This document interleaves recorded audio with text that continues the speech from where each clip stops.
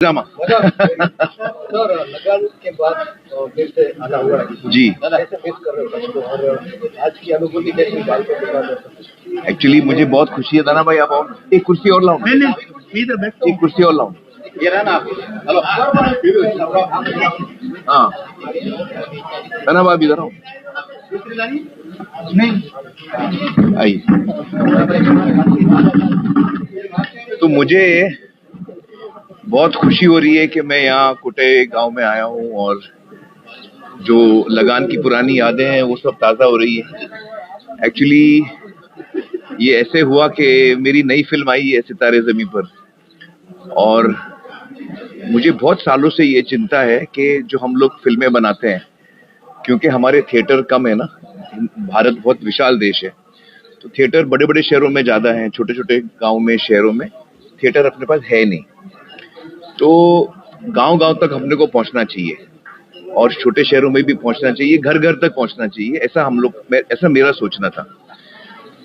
तो इसलिए मैंने सोचा कि हम लोग थिएटर में तो लगाते हैं, अभी थिएटर में हमारा अच्छा धंधा हुआ, सब लोग को बहुत पसंद आई सितारे ज़मीं पर, बहुत हिट गई, लेकिन हर आदमी थिएटर तक पहुंच नहीं पाता क्योंकि थिएटर है ही नहीं नजदीक, और उसका कॉस्ट भी कभी कभी बहुत ज्यादा हो जाता है।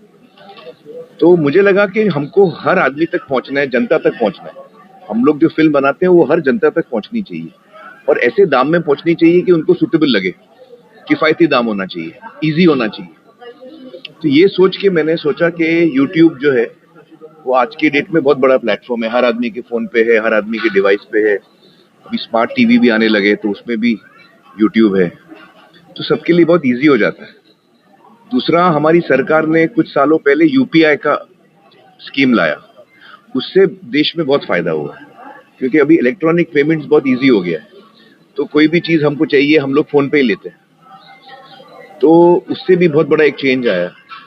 और अभी इंटरनेट का पेनिट्रेशन भी बहुत ज्यादा हो गया। तो ये तीनों चीजें मद्देनजर रख के मुझे लगा कि अपन ये पिक्चर जो नई वाली है मेरी, ये हम लोग गांव गांव तक पहुंचा सकते हैं और इंटरनेट के जरिए, यूट्यूब के जरिए ये हर जगह पहुंच सकती है और पेमेंट भी बहुत इजीली हो सकता है। और हमने 100 रुपए का, जैसे आज पूरा गांव दिख रहा है 100 रुपए में, तो ये मैसेज मैं देना चाह रहा हूँ पूरे देश में, मैं ये मैसेज देना चाह रहा हूँ। मैं चाहता हूँ कि लोग साथ मिलकर 100 रुपए में 10 लोग 20 लोग देखें, पूरा गांव देखे, ताकि किफायती दाम में ज्यादा से ज्यादा लोग देखें। ये बहुत इंपॉर्टेंट पिक्चर भी है, इसमें सोशल मैसेज भी बहुत अच्छा है, एंटरटेनिंग भी है, हंसाएगी भी आपको और एक बहुत अच्छा मैसेज भी देगी। तो ये ऐसी फिल्म हर हिंदुस्तानी को देखनी चाहिए। ये मेरे मन में ऐसा सपना है कि जो भी पिक्चर रिलीज हो, आज तो ये हो रही है, कल को कोई भी पिक्चर रिलीज हो सकती है, तो ये इसलिए मैंने सोचा कि मेरे को गांव में देखनी है ताकि पूरे इंडिया में ये मैसेज जाए कि भाई देखो, गांव में भी अपन पिक्चर देख सकते हैं। ये कोटा एक गांव में पहला दफा स्क्रीनिंग हुआ है ना, मतलब ये हिस्ट्री में, इतिहास में, इस गांव में, कोटाई गांव में, दानाबाई के गांव में पहली दफा स्क्रीनिंग हुई है। तो ऐसी स्क्रीनिंग हर देश के हर गांव में हो सकती है।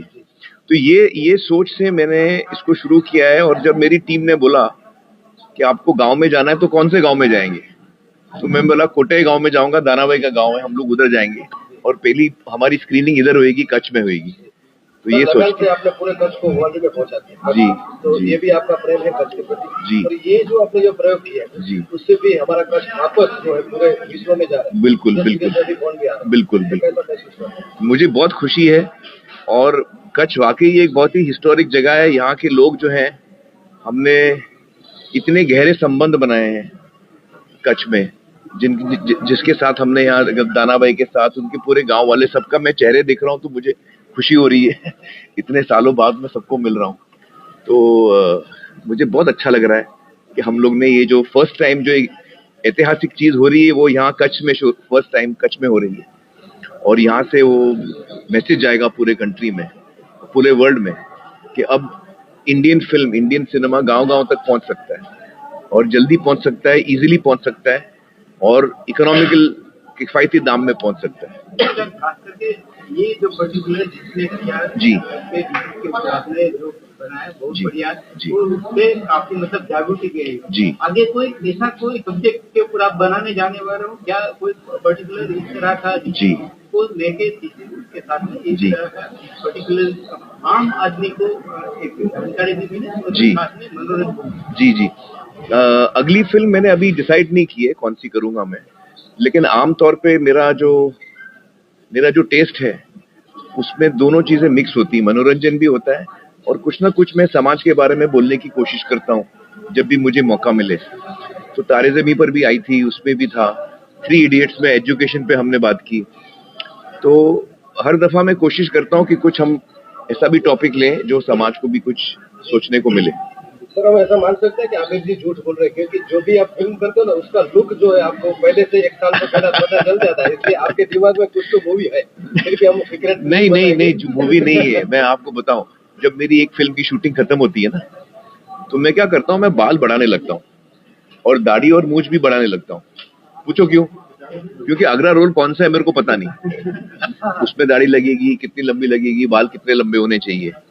तो जब शूटिंग कंप्लीट होती है तो दूसरी शूटिंग कौन सी है मेरे को अभी तक पता नहीं, मैंने अभी तक डिसाइड नहीं किया है। तो फिर मैं बाल बढ़ाने लगता हूँ और मूंछ वूछ सब बढ़ाने लगता हूँ। सर इस पिक्चर में आप खास बात ऐसा क्या है?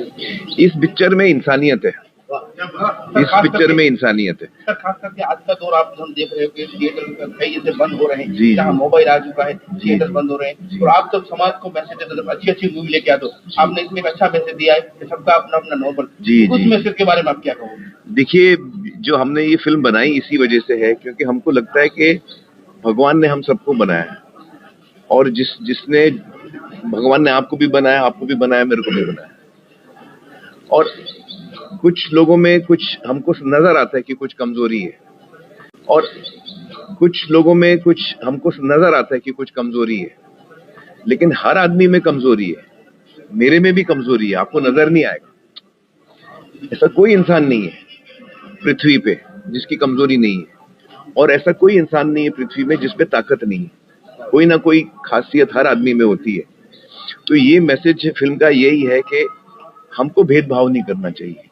जब कोई बच्चा पैदा होता है घर में, मानसिक तौर पे इंटेलेक्चुअली हो सकता है वो थोड़ा स्लो हो सकता है उसको कोई डिसेबिलिटी हो सकता है, लेकिन इसका मतलब ये नहीं कि हम उसको समाज से अलग रखें, उसकी जिंदगी बर्बाद हो जाए। ऐसा नहीं होना चाहिए। इसमें दो वजह है। एक तो जो बच्चा है, ये सब भगवान ने हम सबको बनाया, तो वो जिस घर में पैदा होता है तो उसको अलग रखते हैं। कोई उसको घर पे बुलाता नहीं है, कोई बर्थडे भी होता है तो उसको बुलाते नहीं है, उसको अलग अलग रखते हैं। बाकी के पेरेंट्स बोलते हैं भाई इसको दूर रखो। इससे वो बच्चे को तो तकलीफ होती है, लेकिन जो हमारे जो सपोज टू बी नॉर्मल बच्चे हैं, जिनमें कोई इंटेलेक्चुअल डिसेबिलिटी समझो नहीं है, इसमें उनका भी नुकसान है। क्योंकि जब हम इन बच्चों को अलग रखते हैं तो इनसे जो हमको सीखने को मिलता है वो हम मिस करते हैं। और डाउन सिंड्रोम, ऑटिस्टिक जो बच्चे होते हैं, डाउन सिंड्रोम के बच्चे बहुत मोहब्बती होते हैं, बहुत लविंग होते हैं वो आपको बहुत सारी चीजें सिखाते हैं। वो हमेशा खुश रहते हैं। हम में से कितने लोग हैं आज जो ये बोल सकते हैं कि मैं हमेशा खुश रहता हूं? तो उनसे हमको बहुत कुछ सीखने को है। जिंदगी में हर आदमी के पास कुछ ना कुछ उसको लगता है कि मैं और आगे जाऊं। ऐसा कोई आदमी नहीं है जो सेटिस्फाइड है, लेकिन ये सेटिस्फाइड है। इनको कोई बहुत खुश रहते हैं। ये दूसरा, ये आपको कभी हर्ट नहीं करेंगे क्योंकि इनके मन में प्योरिटी है, इनके मन में कोई नेगेटिव चीज नहीं आती। तो इनसे हमको बहुत कुछ सीखने को मिलता है। अब क्या है, बचपन से हम अपने बच्चों को भी अलग रखते हैं इनसे, तो हमारे बच्चे भी सीख नहीं पाते कि संवेदनशील कैसे होना चाहिए, सेंसिटिव कैसे होना चाहिए, किसी और बच्चे को हेल्प चाहिए तो अपन कैसे हेल्प कर सकते हैं। ये सब हम सीखते नहीं है। तो सारे बच्चों को हमेशा साथ में रहना चाहिए। हम सब, भगवान ने हम सबको बनाया है, हमारा क्या हक बनता है कि हम किसी को बोले आप मत आओ। तो ये फिल्म का ये मैसेज है कि सबका अपना अपना नॉर्मल, हम सब साथ में रहेंगे और एक दूसरे की हेल्प करेंगे। अभी जी समय कम है। जी। आप डायरेक्टर भी हैं, अभिनेता भी हैं और पत्रकार भी हैं, सत्यमेव जयते हैं। तो सर मीडिया की भूमिका, ये जो आपके सब्जेक्ट है, कैसे वो सब कर सकती है और क्या उसमें पॉजिटिव रोल होता है? देखिए, एक्चुअली मीडिया तो इतने सालों से ये सारे जो हमने सत्यमेव जयते में भी जितने सोशल टॉपिक्स उठाए थे, ये सारे टॉपिक्स बहुत पहले से मीडिया इन पे लिख रही है, तो मीडिया तो इन सोशल इश्यूज पे बहुत सालों से लिख रही है और अच्छी बात है। मुझे लगता है कि एज अ क्रिएटिव पर्सन मैं भी अगर फिल्म बनाऊं तो मनोरंजन लोगों का होना चाहिए 100%, लेकिन उसके साथ साथ कभी हम कुछ अच्छा टॉपिक भी ले सकते हैं जिससे अपने को सीखने को कुछ मिलता है। जैसे 3 इडियट्स में हमको एजुकेशन के बारे में समझ में आया, या ये फिल्म हमको बताती है सबका अपना अपना नॉर्मल। तो हर फिल्म, जैसे रंग दे बसंती थी, सरफरोश थी, हर फिल्म में हमको कुछ ना कुछ सीखने को मिलता है। तो मेरी कोशिश हमेशा ये रहती है कि मैं एंटरटेन भी करूं और हो सके तो कुछ अच्छी बात भी करूं अपनी पिक्चर में। तो इसमें भी हमने ऐसे ही करने की कोशिश की है। और देखिए, फिल्में तो बनते रहती हैं और आगे भी बनेंगी, लेकिन इतिहास में ये पहला दफा है कि आज की डेट में पूरा देश एक साथ, आप किधर भी हो, आपके पास इंटरनेट है, आप पिक्चर खोल के देख सकते हो। ये अभी तक वो मुमकिन नहीं था जो हम लोग ने कोशिश की है। सॉरी आपकी फिल्मों का बहुत इंतजार रहता है, जी, लेकिन बहुत कम आती है। हाँ, नहीं, मेरे को टाइम लगता है पिक्चर करने में लेकिन मैं कोशिश करूंगा कि और जल्दी करूँ। हाँ, एक्चुअली मैं कहूंगा कि ये फिल्म में जो 10 एक्टर हैं हमारे, वो people with intellectual disabilities, 10 actor हमारे ऐसे हैं और हमने एक्टर लेके काम नहीं कराया, ये सब रियल है। जो उनकी तकलीफ है वो रियल है। तो पहली दफा हमने 10 लोगों के साथ काम किया जो पीपल विद इंटेलेक्चुअल डिसेबिलिटीज जिसको बोलते हैं। और आमतौर पे लोगों को लगेगा कि उनके साथ काम करने में थोड़ी दिक्कत होती है, आपको टाइम ज्यादा लगा होगा, काम में दिक्कत हुई होगी, लेकिन मैं आपको बोलना चाहता हूं कि ऐसा कुछ नहीं हो, क्योंकि ये 10 के 10 इतने एक्साइटेड थे, अपनी सारी डायलॉग्स लर्न करके आते, सीख के आते थे, सेट पे आते थे, खुश थे। उनको काम करने का जो उत्साह उनका है वो अलग लेवल का है। कितनी बार रोए थे सर? तो मैं तो बहुत दफा रोया हूँ मैं जल्दी रोता हूँ, बहुत इमोशनल हूँ मैं। तो मुझे जो काम करने का मजा आया इन 10 लोगों के साथ, वो अद्भुत ही था और बहुत मैंने एंजॉय किया। इनके साथ बहुत कुछ सीखने को मिलता है अपने को। तो आमिर खान जी के पत्रकार है